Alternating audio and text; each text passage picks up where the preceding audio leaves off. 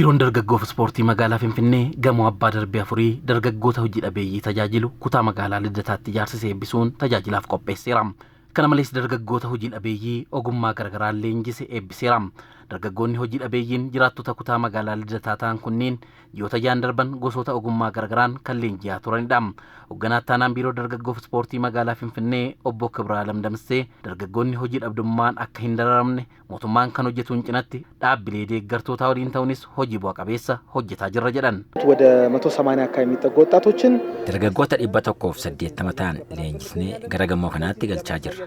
Kan akka ka'umsaatti fayyadamnee kutaalee magaalaa hunda keessatti babal'isuuf qophoofneerra. Hojii kanaaf eejensii dagaaginaa Itaalii birrii miiliyoona 50 caalu nu deeggareera. Dhaabbileen biroonis kana irratti hirmaataniiru. Hooggantuun dhaabbata Ilsoolee Damee Itoophiyaa Nikitaa Piroontii Projektiin isaanii dhaabbilee deeggartootaa biroo waliin ta'uun dargaggoota carraa hojii dhaban adda baasuun akkaataa hojiitti galuu danda'an haala mijeessa jedhan. Kanaafis kolleejota 3 deeggaruun meeshaalee leenjii fi dandeettii kenniinsa leenjii cimsuun hojii dhabdummaa hir'isuu irratti hojjetaa jira. Guyyaa har'aas dargaggoota hojii dhabeeyyii 180 gosoota ogummaa nyaata qopheessuu, hoccoo oomishuu, oomisha bu'aalee gogaa fi rifeensa miidhagsuu irratti ji'oota 6 leenjise eebbisuun hojiitti akka galan taasisaa jiraachuu himan.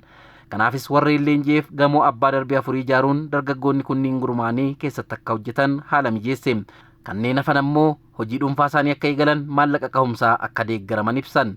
አሁን አክቹሊ ከዚህ በኋላ የነሱ ጥንካሬ ነው የሚወስነው። ከና ቦደ ጭምነ ሳኑት ሙርቴስ ኑቲ ሌንጂ ሰደርካሳ ኤገቴ ከኒኔ ሀላ ሆጂስ ሚጀስኔራፍ ወልዳን አንጉርማኒ ወጀቱ ቦደሞ ኦፍ ደንዳአኒ በሁጅኔ አመና ጂንኩን ጀልቀቢ ተው ኤሩን hanga xumura piroojeektichaatti hojiiwwan kana caalan hojjechuuf qophii ta'eeran.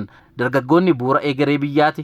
Hojiin dargaggoota irratti hin hojjetamne biyya guddattee hin argamsiisu. Kanaaf dargaggootaaf xiyyeeffannoon addaa kennamuu qaba jedhu bakka bu'aan dhaabbata Ameen Paaster Franco Roveeliyaam.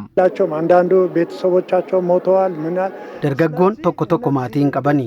Warreen akkasii daandii irratti dhiisuun qabeenya biyyaa mancaasuudha. Kanaaf nuti dargaggoota akkasiif xiyyeeffannoo kennina. Dargaggoonni eebbifamanis ogummaan argatan jireenya isaanii jijjiiruuf kan gargaaruun ta'eeruun cimanii hojjetanii fakkeenya ta'uuf qophiidha jedhan.